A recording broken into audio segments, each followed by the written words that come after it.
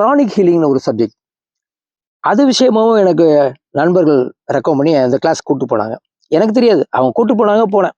அங்கே போனப்புறம் தான் தெரிஞ்சது, எல்லா சடங்குகளுமே பிராணசக்திக்காக தான். எல்லா இறை வழிபாடுமே பிராணசக்திக்காக தான். பிராணனே இந்த உலகம் பூரா நிரம்பி இருக்கு. அதை இறை வழியா நம்ம பெறுறோம். அதை நம்ம எப்படி அடையலாம் அப்படின்றதா ப்ரானிக் ஹீலிங். அதில் பிராணசக்தியை எப்படிலாம் நீங்கள் கையில் வாங்கலாம், எப்படி அடுத்த ஆள் கொடுக்கலாம், எளிமையான விஷயங்க.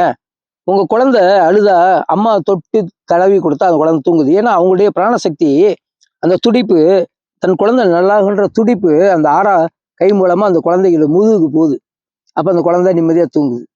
அது டிஸ்டர்பன்ஸ் ஆன அந்த ஆறா தாயோட கை மூலமா அந்த ஆறா உள்ள போய் அந்த குழந்தைய தூங்க வைக்குது. ஒரு டாக்டர் கைராசியான டாக்டர் என்ன அர்த்தம்? அவர் உங்கள்கிட்ட பணம் வாங்கினா கூட நீங்க நல்லாகுன்ற எண்ணத்தை கொடுக்குறப்ப உங்க நோய் தீருது. 100 பேர்ல 90 பேர் நோய் தீர்ந்தா அவர் கைராசியான டாக்டர்னு சொல்றாங்க. ஏன் கைராசி?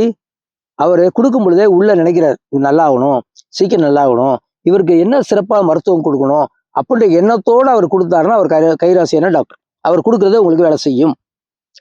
பணத்துக்காக மட்டுமே விஞ்ஞானம் சொல்றது மட்டும் இந்த மாத்திரை கொடுத்தா இது வேலை செய்யும், அது தீர்தோ தீரலையோ இதுக்கு இந்த மாத்திரை அவ்வளவுதான் அப்படின்னா அவர் கைராசியான டாக்டர் இல்லை.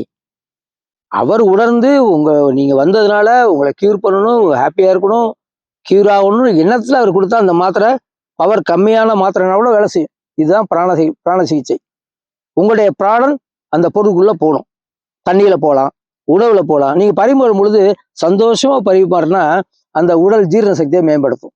அந்த உணவு உங்க உடம்புல 100% சேரும். நீங்க திட்டிக்கிட்டே சாப்பாடு போட்டா உங்க ஆறா மாறிடும், அவர் ஆறா மாறிடும், அந்த பசியை தீர்வு செய்யாது, நோயை அதிகமாக்கும். இப்படி உலகத்துல அத்தனை விஷயமே பிராணன் நிரம்பியது. கெட்டுப்போன பிராணன் நல்ல பிராணன்.